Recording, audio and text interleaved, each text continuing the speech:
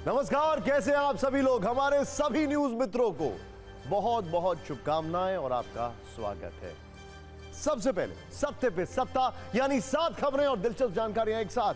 आज सत्ता में बंगाल के मुसलमानों को दीदी की ओर से मिली ईदी की खबर होगी। दीदी की ईदी की खबर। ममता के गिफ्ट कार्ड में सीएए और यूसीसी पर क्रॉस का निशान लगा है। कोलकाता में ईद की नमाज में शामिल होने पहुंची ममता बनर्जी ने मंच से ऐसे ऐसे की वर्ड्स फायर किए जिनसे बंगाल में नई सियासी आग लगनी तय है। आज तेजस्वी यादव ने नारंगी सियासत भी उनकी नारंगी सियासत भी हम आपको दिखाएंगे। इसका मछली अध्याय हमने आपको कल सत्ता में दिखाया था। अब तेजस्वी ने उसी लोकेशन से, उसी किरदार और उसी अंदाज में संतरे के साथ एक वीडियो शूट किया है और सवाल पूछा है, नारंगी रंग से वो चिढ़ेंगे तो नहीं? वैसे बिहार में तेजस्वी की बहन और लालू की बड़ी बेटी मीसा भारती के जेल वाले बोल पर भी बवाल हो गया है। मीसा भारती ने कहा है कि अगर इंडिया गठबंधन की सरकार आई तो पीएम समेत कई बड़े बीजेपी नेता जेल में होंगे। जवाब में जेडीयू ने कहा, कौन जेल में होगा यह चुनाव के बाद पता चल जाएगा। आज राजस्थान में प्रधानमंत्री मोदी और राहुल गांधी के बीच भी सियासी युद्ध हुआ। पीएम ने करौली में कहा, कांग्रेस ने वोट बैंक के लिए तुष्टीकरण वाला महापाप किया है, तो बीकानेर से राहुल ने कहा, मोदी ने बड़े उद्योगपतियों का 16 लाख करोड़ रुपए माफ कर दिया, हम किसानों और पिछड़ों का कर्ज माफ करेंगे। इसके अलावा सत्ता में एक ऐसी खबर भी है जो देश के उन माता पिता को देखनी चाहिए जिनका बच्चा रोज स्कूल जाता है। हरियाणा के महेंद्रगढ़ में एक दर्दनाक हादसा हुआ है जो अपने पीछे कई सवाल चीखते हुए कई सवाल छोड़ गया है। एक स्कूल जो छुट्टी के दिन खोला गया, जिसकी बस का ड्राइवर नशे में था और यह लापरवाही 6 बच्चों की मौत की वजह बन गई। दिल्ली के शराब घोटाले में अब सीबीआई ने बीआरएस नेता के कविता को तिहाड़ से गिरफ्तार कर लिया है। वैसे के कविता 26 मार्च से तिहाड़ में बंद है। उन्हें पहले ईडी ने गिरफ्तार किया था। अब सीबीआई ने कविता की रिमांड मांगने के लिए शुक्रवार को अदालत में जाने की पूरी तैयारी कर ली है। और करोड़ों आईफोन यूजर्स के लिए खतरे की घंटी बजी है। एप्पल ने आईफोन पर पेगासस जैसे स्पाईवेयर अटैक की आशंका जताई है। इसे लेकर एप्पल ने भारत समेत 91 देशों के उन आईफोन यूजर्स को वार्निंग ईमेल भेजा है जो इसके संभावित शिकार हो सकते हैं। इसीलिए अगर आप आईफोन यूजर हैं तो सत्ता देखने के बाद जरा अपना मेल अकाउंट भी चेक कर लीजिएगा। सत्ता के खबरों के मेन्यू में वैसे तो आज बिहार में मछली अध्याय के बाद नारंगी सियासत वाली खबर है। आपकी सेहत से जुड़ा एक चिंता कार्ड है। हिंदुस्तान की रक्षा शक्ति वाली सत्ता है। लेकिन हम सबसे पहले उन 6 बच्चों की बात करने जा रहे हैं जो आज सुबह अपने घर से हंसते खेलते हुए स्कूल के लिए निकले थे, लेकिन उनके माता पिता ने सपने में भी यह नहीं सोचा होगा कि आज उनके बच्चे घर लौटकर नहीं आएंगे। किसी भी माता पिता के लिए अपने बच्चे का शव देखना दुनिया का सबसे बड़ा दुख होता है। और यह दुख आज हरियाणा के महेंद्रगढ़ में रहने वाले 6 परिवारों पर टूट पड़ा। हमारे बहुत सारे न्यूज मित्र होंगे जो रोज अपने बच्चों को तैयार करके स्कूल भेजते होंगे। स्कूल बस में बैठाकर उन्हें इस भरोसे के साथ बाय कहते होंगे कि उनका बच्चा स्कूल में महफूज रहेगा, सही सलामत घर लौटेगा। इसीलिए ये तस्वीरें विचलित करती हैं। इसीलिए आज हरियाणा के महेंद्रगढ़ की इस खबर को देश के हर माता पिता को देखना बहुत जरूरी है। इसकी शुरुआत हम कुछ दर्दनाक तस्वीरों के साथ करते हैं, जिसमें जीएल पब्लिक स्कूल नाम के एक प्राइवेट स्कूल की बस है जो पूरी तरह क्षतिग्रस्त हो चुकी है, जो अभी आपने देखी। दर्द से कराते कुछ बच्चे हैं, बच्चों को तड़पता देख मदद करते बदहवास लोग हैं और कुछ छोटे बच्चों के शव हैं जो सड़क पर बिखरे हुए हैं। और यह दर्दनाक हादसा हुआ है स्कूल बस के पलटने के बाद। लेकिन यह तस्वीरें आज कुछ चीखते हुए सवाल भी लेकर आई हैं। आज जब ईद के मौके पर देश के सारे निजी और सरकारी स्कूल बंद थे, तो आखिर हरियाणा का जीएल पब्लिक स्कूल खुला कैसे? आखिर क्यों छुट्टी के दिन भी बच्चों को स्कूल बुलाया गया? आपके मन में दूसरा सवाल होगा, हादसा हुआ कैसे? तो जवाब सुनिए। बच्चों के मुताबिक जो ड्राइवर स्कूल बस चला रहा था वो नशे में था और जिस वक्त यह हादसा हुआ उस वक्त बस की रफ्तार करीब 120 किलोमीटर प्रति घंटा थी। सोचिए, एक स्कूल बस जिसमें 35 बच्चे बैठे हुए थे, उसका ड्राइवर नशे में था और बस 120 किलोमीटर प्रति घंटे की रफ्तार से चल रही हो। इसीलिए सवाल तो यह भी है कि क्या स्कूल का कोई दूसरा स्टाफ या कर्मचारी बस में था या नहीं, और नहीं था क्यों, यह सवाल खड़ा होता है। क्योंकि प्रोटोकॉल के मुताबिक बस में बच्चों के साथ एक स्टाफ होना जरूरी है। और एक चौंकाने वाली बात यह भी है कि जिस बस में बच्चों को स्कूल ले जाया जा रहा था वो पूरी तरह फिट नहीं थी, यानी उसका फिटनेस सर्टिफिकेट खत्म हो चुका था। तो सवाल है कि आखिर अनफिट बस का इस्तेमाल बच्चों के लिए कैसे हो रहा था। क्या 6 बच्चों के साथ हुए इस हादसे को वाकई हादसा माना जाए? क्या यह हत्या जैसे जुर्म के बराबर नहीं है? क्योंकि सारे नियम कायदों को ताक पर रख दिया गया और इसका नतीजा क्या है? 6 बच्चों की मौत और 15 से ज्यादा बच्चे घायल।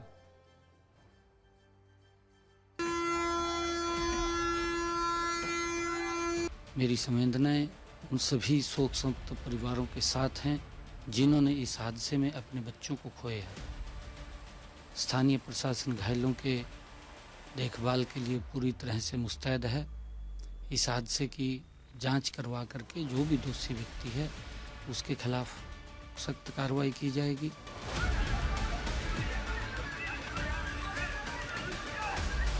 ड्राइवर की लापरवाही है और जैसे वहाँ से अब तक मेरे को खबर आई है कि उसने सुबह शराब पी रखी थी, लेकिन मेरे समझ में नहीं आया कि आज जा कहाँ रहे थे। ईद की छुट्टी है तो कहाँ बच्चे जा रहे थे, ये सब जांच का विषय है, लेकिन बहुत ही दुर्भाग्य है। प्रदेश को ये बताना चाहती हूँ कि आज स्कूल नहीं खुलना चाहिए था। इनको नोटिस, शो कॉज नोटिस जारी हो चुका है और इसके अलावा प्राइवेट स्कूल्स हमारे जितने हैं, ये सेल्फ एफिडेविट अब इनसे हम लेंगे कि एक तो ये खुद ही सुनिश्चित करके हमें एफिडेविट दें कि हम ऐसा काम हम अकाउंटेबल होंगे, हम नहीं करेंगे, ताकि कानूनी कार्रवाई से कोई व्यक्ति बचे ना। हरियाणा सरकार तुरंत इस पे एक एसीएस एजुकेशन के अंदर कमेटी भी बनाए और मॉनिटर करे कि ये इंसिडेंट कैसे हुआ है, छुट्टी वाले दिन क्यों स्कूल का संचालन किया गया। बेहद दुखद सवाल खड़ा ये होता है कि अब कार्रवाई किस पर होगी और कितनी जल्दी होगी, क्योंकि इसके लिए जिम्मेदार कौन है हम सब समझते हैं, लेकिन क्या उनकी जिम्मेदारी तय की जाएगी? बहरहाल अब कुछ और जिम्मेदार लोगों की बात करते हैं, जिम्मेदार लोगों की बात करते हैं। सत्ता में अब बात करते हैं हेलीकॉप्टर वाले सियासी वीडियो शूट की, जिसके एक्टर, डायरेक्टर और स्क्रिप्ट राइटर तेजस्वी यादव हैं। नॉनवेज से वेज, सिर्फ 24 घंटे के अंदर तेजस्वी यादव ने अपनी सियासी भूख शांत करने के लिए दूसरा हेलीकॉप्टर वीडियो जारी कर दिया है। इस बार वेजिटेरियन वीडियो है, मतलब वेजिटेरियन चीज के साथ है। आपने धोनी का हेलीकॉप्टर शॉट सुना होगा, लेकिन आज तेजस्वी का हेलीकॉप्टर शूट देखिए। इसमें किरदार वही है, सीटों वाला समीकरण भी वही है, टारगेट भी वही है, लोकेशन भी लगभग वही है, बस कहानी में थोड़ा सा बदलाव आ गया है। इस कहानी के एलिमेंट बदल गए हैं। पहले सिर्फ 20 सेकंड में इस बदलाव की चर्चा करते हैं, उसके बाद पूरा अनकट वीडियो आपके सामने रखेंगे, जो बहुत ही दिलचस्प और राजनीतिक मसाले से भरा हुआ है। कल बिहार के पूर्व उप मुख्यमंत्री तेजस्वी यादव और उनके गठबंधन के साथी मुकेश सहनी का वीडियो सामने आया था। यह देखिए अब आप जरा। 3 मिनट के वीडियो में दोनों नेता मछली खा रहे थे और सियासी विरोधियों पर मिर्ची वाले तंज कस रहे थे। कल आपने देखा कैसे इस पर जबरदस्त सियासी बयानबाजी हुई, बहस हुई। हमने आपको इस पर सत्ता की कुंजी, वीडियो कुंजी भी दिखाई थी। अब इस वीडियो सीरीज का दूसरा वीडियो भी आ गया। यह वीडियो 1 मिनट का है। इस वीडियो में तेजस्वी यादव और मुकेश सहनी नारंगी खा रहे हैं और अपने सियासी विरोधियों, खासतौर पर बीजेपी पर रंग वाले व्यंग कर रहे हैं। बातें कुछ ऐसी हैं जैसे नारंगी को सियासत की गुलेल पर चढ़ाकर तेजस्वी ने बीजेपी पर फायर कर दिया हो। राजनीति तस्वीर या वीडियो के मायने सिर्फ उतने ही नहीं होते हैं जितने पहली नजर में आपको दिखते हैं। पर्दे के पीछे की कहानी कहीं ज्यादा रोचक और राजनीतिक संकेतों वाली होती है। बिहार में कुछ ऐसा ही हो रहा है। नीतीश से बिछड़ने के बाद तेजस्वी यादव के नए गठबंधन वाले फ्रेंड मुकेश सहनी हैं और महागठबंधन में मुकेश सहनी की पार्टी वीआईपी को 3 सीटें दी गई हैं। दोनों नेता मिलकर चुनाव प्रचार कर रहे हैं और इसी तरह वीडियो शूट के जरिए राजनीतिक तापमान को बढ़ा रहे हैं और सियासी विरोधियों को चिढ़ा रहे हैं। मछली वाला पूरा वीडियो आप देख चुके हैं, आज नारंगी वाला पूरा वीडियो शूट विस्तार से देखें। आज ऑरेंज संतरा खा रहे हैं और आज भी मुझे लगता है कि भाजपा वाले को देश में तकलीफ होगा कि हम ऑरेंज खा रहे हैं। इसको भी वो लोग घर से जोड़ देंगे। आप बताइए कि हम लोग ना खाए ना पिए, वो लोग चाहते हैं हमेशा गरीब पिछड़ा बेटा नमक रोटी खाए और हम लोग अच्छा तो मैं जमुई के जनता ने दिया है। अब इससे वोट कितना मिलता है ये तो पता नहीं, रिजल्ट्स बताएंगे, लेकिन इस व्लॉगिंग से व्यूअरशिप काफी मिल जाएगी। अगर आप तेजस्वी और मुकेश सहनी के दोनों वीडियो शूट को ध्यान से देखेंगे तो इतना तो समझ में जरूर आ जाएगा कि यह सिर्फ एक संयोग नहीं बल्कि राजनीतिक प्रयोग है और इसकी प्रयोगशाला बिहार है, जहां धर्म, जाति, गरीब, अगड़ा, पिछड़ा, दलित वाले वोट तत्व से सत्ता वाले समीकरण पहले भी बनाए जाते रहे हैं और अब भी बनाए जाते रहे।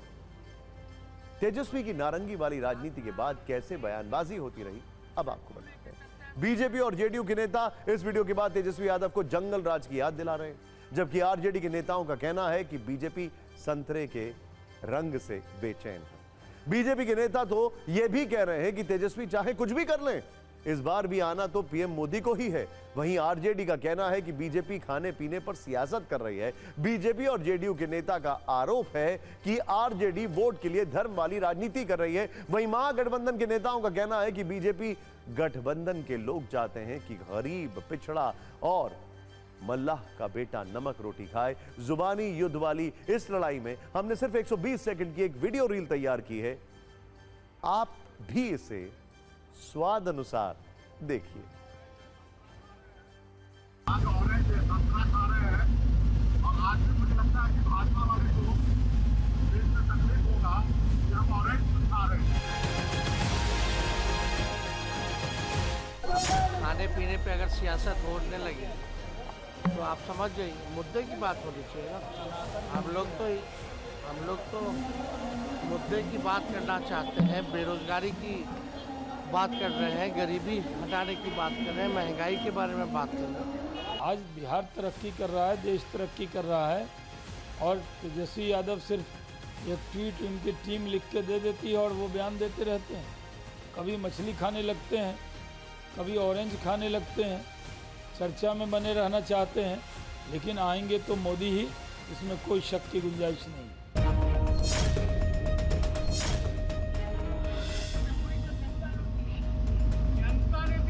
क्षेत्र में जमुई के जनता ने हम लोगों को संतरा दिया और आते समय हम खा रहे थे तो सोचे कि पहले एक वीडियो बना ले कि न तो इस पे भी ऑब्जेक्शन उन लोगों ने उठाएंगे, क्योंकि ये सब चीज़ अभी वो लोग बांटने लगा है कि ये कलर मेरा है तो वो कलर आपका है, ये नहीं खा सकते, वो नहीं खा सकते। तो हम लोग थोड़ा सोचे कि थोड़ा मस्ती कर लेते हैं। तो आज मुकेश जी जो है खाना लाए हैं, लंच में मछली लाए हैं, बहुत ही स्वादिष्ट मछली है। मछली तेजस्वी यादव जी ने खाई, ये मछली का कांटा बीजेपी के गले में फंस गई। अब तेजस्वी यादव जी ने फिर से संतरा खाकर दिखाया है कि ये ऑरेंज रंग से तो उनको नहीं चिढ़ होना चाहिए, लेकिन अब देखिए चूंकि तेजस्वी यादव जी खा रहे हैं संतरा ऑरेंज रंग, तो उसमें भी बीजेपी बेचैन हो गई है। काम के मामले में हम तो केवल काम ही की चर्चा करते हैं, आप कौन से काम की चर्चा करेंगे? 15 वर्ष तक आपके माँ पिता का शासनकाल रहा। अरे काम तो ऐसा बोलता है कि आप जहां आपके घर में भी बिजली है तो हमारी सरकार की उपलब्धि है।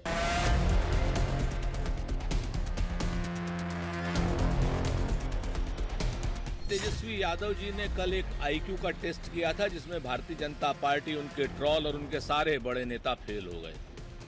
तेजस्वी यादव बिहार में एक उम्मीद के रूप में उभरे हैं। वैसे कहते हैं कि मछली जो है वो बंगाल की काफी मशहूर होती है और बंगाल में खाई भी खूब जाती है।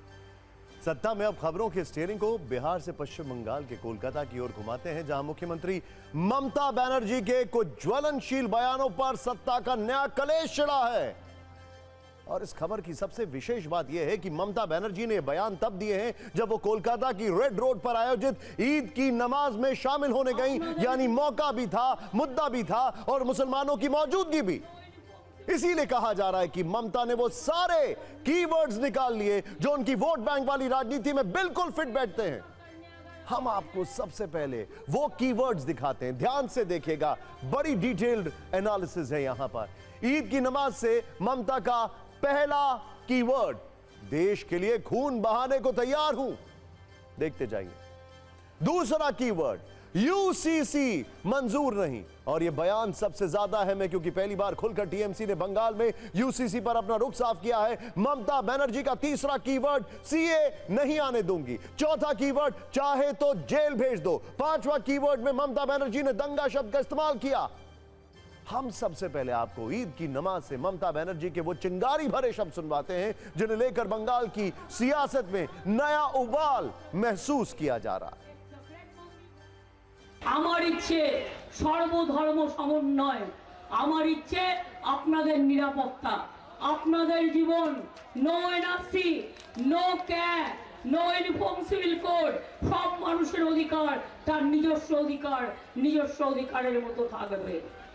আর আমার সাথে লড়তে গেলে জেনে রেখো, তুমি আমাকে জেলে পুরে দিতে পারো, তুমি আমার গলা কেটে দিতে পারো। अब अगले 3 से 4 मिनट इस स्क्रीन पर एकदम चिपक कर बैठिएगा, क्योंकि आज हमने मुख्यमंत्री ममता बनर्जी के कोलकाता ही नहीं बल्कि कई पुराने बयानों पर रिसर्च की और इससे यह बात निकलकर सामने आई कि 24 वाली इस लड़ाई में ममता के सियासी शब्दकोश के कुछ फेवरेट शब्द हैं जिनका वो आए दिन बंगाल की रैलियों में या अपने बयानों में इस्तेमाल करती हैं। जैसे पिछले कुछ वक्त में ममता बनर्जी ने दंगा शब्द का कम से कम 5 बार इस्तेमाल किया। 4 दिन पहले ही उन्होंने बीजेपी पर आरोप लगाते हुए कहा था कि 19 अप्रैल को वोटिंग है और ये 17 अप्रैल को दंगा करेंगे। इसी के साथ उन्होंने ये भी कहा था रामनवमी पर ना दंगा करना है ना किसी को करने देना है। ममता ने आज कोलकाता में फिर कहा, कोई दंगा करने आता है तो चुप रहिए, माथा ठंडा रखिए। जबकि इससे पहले वो ये भी बयान दे चुकी हैं कि बीजेपी दंगा कराने के लिए दूसरे राज्यों से लोग लाती है। और एनआईए वाले विवाद पर ममता ने कहा था कि बीजेपी एनआईए को भेजकर पश्चिम बंगाल में दंगा कराएगी। इसी तरह 24 वाली सियासी डिक्शनरी में ममता का दूसरा फेवरेट शब्द सीएए यानी नागरिकता संशोधन कानून, जिसका जिक्र अब तक वो कम से कम 4 बार कर चुकी हैं। जैसे सीए के नोटिफिकेशन के वक्त ममता बनर्जी ने कहा था बीजेपी रमजान से पहले जानबूझकर सीए लाई है। उन्होंने आज ईद की नमाज में यह कहा कि बंगाल में किसी भी कीमत पर सीए लागू नहीं होगा। इससे पहले ममता यह भी कह चुकी है कि सीए के जरिए बंगाल के अधिकार नहीं छुनने दूंगी और जान दे दूंगी, लेकिन बंगाल में सीए नहीं लाने दूंगी। यानी अब तक दंगा और सीए ममता के शब्दकोश के पसंदीदा वर्ड्स रहे हैं और अब इसमें यूसीसी का नाम भी शामिल हो गया है, क्योंकि पहली बार इस पर उन्होंने अपना रुख साफ कर दिया है, क्लियर कर दिया है और कहा है कि यूनिफॉर्म सिविल कोड बंगाल में किसी भी कीमत पर लागू नहीं होने दिया जाएगा। वैसे आज कोलकाता के रेड रोड पर ईद की नमाज से ममता ने न सिर्फ सीए, एनआरसी और दंगे का जिक्र किया बल्कि कई शेर भी दाग दिए। ममता की ताल में ताल मिलाई उनके भतीजे अभिषेक बनर्जी ने। आज कैसे ईद की नमाज में माहौल शायराना हो गया, इस पर भी एक दिलचस्प रील जरूर देखिए।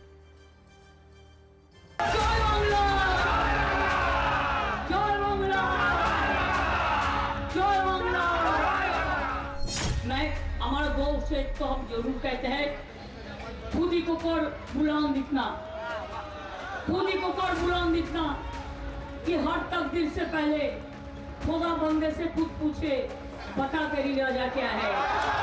भाइयों को, बच्चा को भी हमारा बहुत बहुत प्यार है।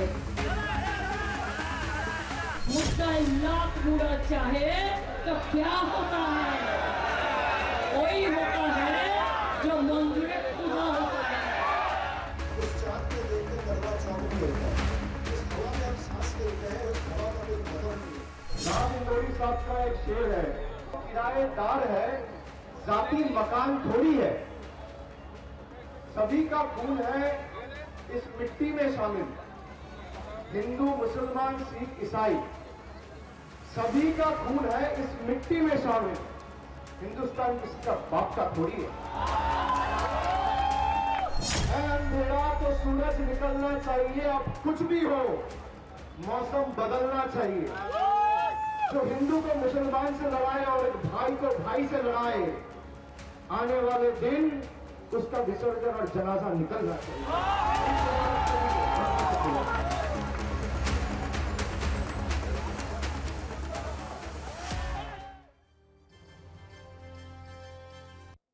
ये शायरी थी या धमकी? वैसे ममता बनर्जी ने ईद की नमाज पर बंगाल के मुसलमानों को सीए और यूसीसी वाली ईदी का वादा किया है। उस पर सियासी चिंगारियां उठने लगी हैं। इस पर भी एक छोटी सी रील तो बनती।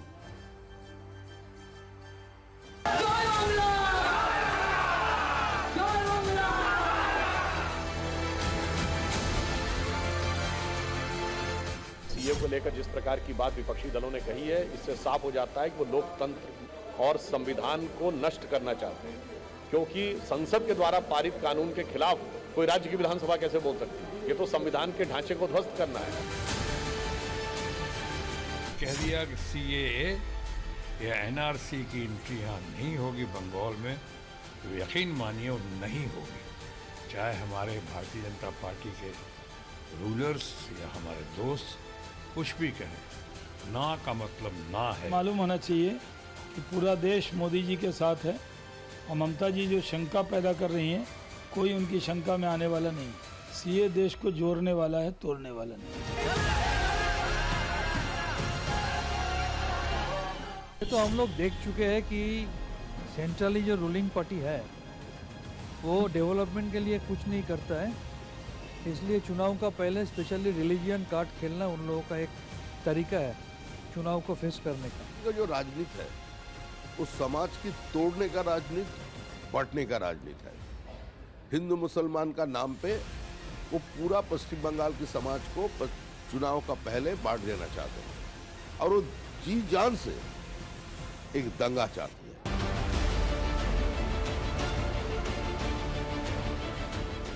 सीए का कोई संबंध एनआरसी तो नहीं है। क्या वो नहीं चाहती हैं कि बांग्लादेश से आए जो विस्थापित हिंदू हैं, जो पीड़ित हैं, जो अमानवीय त्रासदी से त्रस्त हैं, उनको देश में स्थान मिले? क्या ममता जी खाली रोहिंग्या का संरक्षण देना चाहती हैं? कई राज्यों में ये डर है क्योंकि इनके हाथ से चुनाव का नैरेटिव निकल रहा, तो वो कोशिश करेंगे ध्रुवीकरण की, फसाद की। तो जाहिर तौर पे हर पॉलिटिकल पार्टी को अलग अलग राज्यों में तैयार रहना है। तो चुनावों में जुबानी बंदूकों को तो आपने देख लिया, अब असली बंदूक की बात कर लेते हैं, जो कि भारतीय फौज, सेना और पैरामिलिट्री फोर्सेस के पास जल्द आने वाली है। जरा उस हथियार की बात कर लेते हैं जिसके ट्रिगर पर भारतीय सेना के जवानों की उंगली चलेगी तो दुश्मन उठेगा नहीं, उठ जाएगा। यह बंदूक न सिर्फ नई टेक्नोलॉजी से लैस है, बल्कि चुन चुनकर देश के दुश्मनों का खात्मा करने में माहिर है। नाम है AK-203। अब AK-47 वाले आतंकी भी सेना के सामने नहीं टिक पाएंगे, क्योंकि सेना के जवानों को जल्द मिलने वाली है AK-203। 203 भी कहते हैं इसको। वैसे असॉल्ट राइफल AK-203 की पहली खेप बनकर तैयार है। भारतीय सेना जल्द AK-203 का इस्तेमाल रेगुलर ऑपरेशंस में कर पाएगी। जवानों को AK-203 असॉल्ट राइफल्स की खास ट्रेनिंग दी गई है। भारतीय सेना के लिए कुल मिलाकर 6 लाख असॉल्ट राइफल्स का उत्पादन किया जा रहा है। आपको बता दें, भारतीय सेना के लिए 6 लाख असॉल्ट राइफल्स का उत्पादन किया जा रहा है, जिसमें सबसे घातक और सबसे गेम चेंजर हथियार AK-203 है, जो कि 1990 की इंसास राइफल को रिप्लेस कर रहा है। वो भी अच्छी थी लेकिन अब आउटडेटेड हो गई। AK-203 की बात ही कुछ और। AK-203 क्लाशनिकोव सीरीज की सबसे आधुनिक असॉल्ट राइफल है। जो कंपनी इसे बना रही है उसका नाम है IRRPL, यानी Indo Russian rifles private limited. इस राइफल के आने से भारत में इंसास राइफल का इस्तेमाल बंद हो जाएगा या फिर कम हो जाएगा। 1990 में इंट्रोड्यूस हुई थी। AK-203 इंसास से कई मामलों में बेहतर है, आसान है और घातक है। इसके साथ ही भारतीय सेना AK-47 की जगह कहीं ना कहीं अब AK-203 राइफल्स का इस्तेमाल करना पसंद करेगी, क्योंकि AK-203 आधुनिक हथियार है। इसकी विशेषताओं की बात करते हैं। AK-47 इंसास राइफल से छोटी और हल्की है। AK-203 का वजन 3.5 किलोग्राम से थोड़ा ज्यादा, 300 ग्राम ज्यादा। अब देखिए, जबकि इंसास राइफल का वजन 4 किलो से ज्यादा है, वहीं ये AK-47 जिसका इस्तेमाल अब तक होता रहा उसका वजन 4.5 किलो से ज्यादा है। AK-203 रात के ऑपरेशन में भी कार्य करे। AK-203 की रेंज 800 मीटर है। सबसे बड़ी विशेषता यह है कि AK-203 1 मिनट में 700 राउंड फायर कर सकती है। सिर्फ वजन और रेंज में ही नहीं, बल्कि हर पैमाने पर बेहतर है। AK-203 को सिर्फ 8 से 9 पार्ट्स को मिलकर बनाया जाएगा। AK-203 में 30 राउंड की बॉक्स मैगजीन लगती है। कुछ समय पहले ही सेना प्रमुख जनरल मनोज पांडे ने दावा किया था कि 5000 AK-203 राइफलों की पहली खेप इस साल सेना को सौंप दी जाएगी, जबकि अगले 32 महीनों में 70,000 AK-203 राइफल्स भारतीय सेना को मिल जाएंगी। अगले 10 वर्षों में 6,01,427 AK-203 राइफल्स बनाई जाएंगी।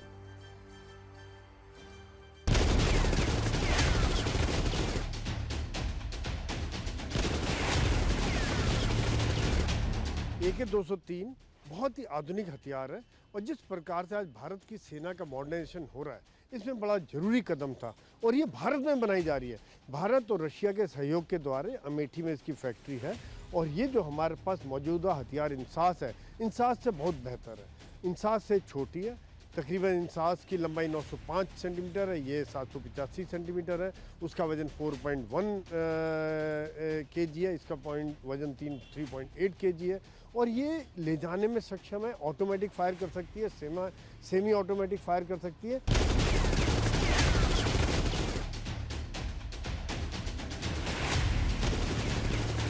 AK-203 इतना आधुनिक हथियार है। देखिए, इसके ऊपर वैसी साइड भी लगती है और एक पिकेटली रेल है जिसके द्वारा टेलीस्कोप लगाया जा सकता है, नाइट विजन लगाया जा सकता है। और मैंने खुद AK वर्जन के हथियार इस्तेमाल किए हैं कश्मीर में, JNK में, एंटी मिलिटेंसी ऑपरेशन में।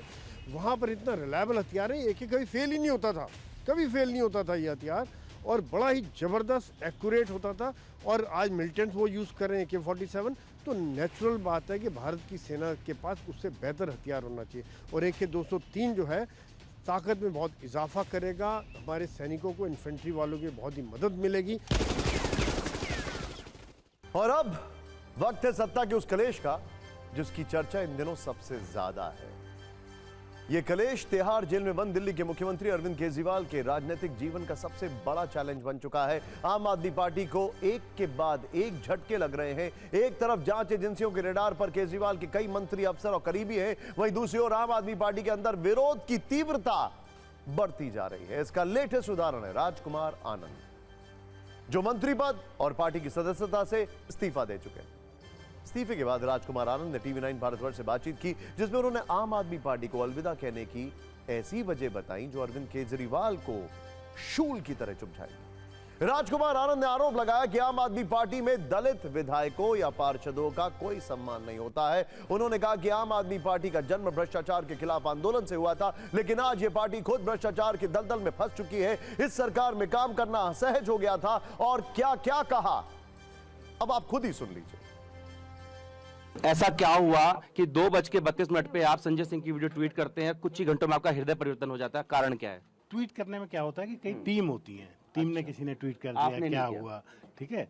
और दूसरी बात यह है कि हृदय परिवर्तन तो आज से नहीं, बहुत दिनों से हो रखा था। क्योंकि सबसे बड़ी बात यह है कि जिस समाज ने मुझे बनाया और जिस काम के लिए मैं आया, वो काम मैं नहीं कर पा रहा था, मुझे करने नहीं दिया जा रहा था। आप देखिए कि आज SC/ST अकाउंट में SC/ST के हिस्से का बजट में फंड अलॉट होता है 17%, 15%, 12%, अलग अलग हर बार, और उसमें से पैसा खर्च नहीं किया जाता, खर्च नहीं करने दिया जाता। आम आदमी पार्टी कह रही है अब डर गए, आपको नोटिस था 23 नवंबर को। जो आम आदमी कम कह रही है, मुझे लगता है कि आप ज्यादा कह रहे हो। मैं आपको क्लैरिफाई कर चुका हूं कि वो जो ईडी की रेड हुई थी, वो शराब घोटाले का तेल पकड़ रहे थे, जो मेरे घर पे नहीं निकली, फिर उन्होंने मुझे नोटिस देना बंद कर दिया। 12 अप्रैल का है कोई नोटिस? कोई नोटिस नहीं है 12 अप्रैल का। आप नोटिस ले आइए, मैं यहीं रहता हूँ, जब मर्जी आइए। बीजेपी जाएंगे? नहीं, कोई पार्टी बनाएंगे, कुछ करेंगे, राजनीति बनाएंगे? भगवान जाने क्या होगा, कल क्या होगा। आज अभी की मैं बता रहा हूँ, कभी कुछ नहीं। बहुत कुछ गड़बड़ है। कहां है ये आप देखते जाइए, समझ में आ जाएगा। सत्ता में अब चुनावी रैलियों की तरफ रुख करते हैं। वैसे तो पिछले कुछ दिनों से राजस्थान का तापमान तेजी से बढ़ रहा है, गर्मी बढ़ रही है, हम सब जानते हैं, लेकिन चुनावी गर्मी और ज्यादा बढ़ रही है। आज पीएम मोदी और राहुल गांधी की रैली और जुबानी चिंगारियों की वजह से राजनीतिक तापमान हाई रहा। पीएम मोदी ने राजस्थान के करौली धौलपुर सीट पर बीजेपी प्रत्याशी के लिए प्रचार किया। इस दौरान पीएम के निशाने पर कांग्रेस पार्टी रही। पीएम मोदी ने 4 जून को 400 पार वाली गारंटी के साथ साथ कांग्रेस पर तुष्टीकरण वाले आरोप लगाए। वहीं राजस्थान के बीकानेर में राहुल गांधी की रैली हुई। राहुल गांधी के टारगेट पर भी आज प्रधानमंत्री मोदी थे। बेरोजगारी और महंगाई का जिक्र करते करते राहुल गांधी ने यह भी कहा कि मोदी सरकार ने उद्योगपतियों का कर्जा माफ किया। सिर्फ 120 सेकंड में तुष्टीकरण वाला पाप और उद्योगपतियों का कर्ज माफ वाली यह लड़ाई आप देखिए।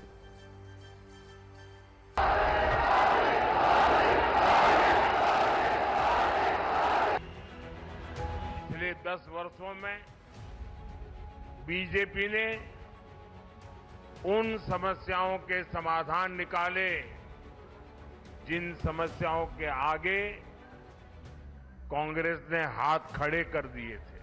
कांग्रेस दशकों तक गरीबी हटाओ का नारा देती रही,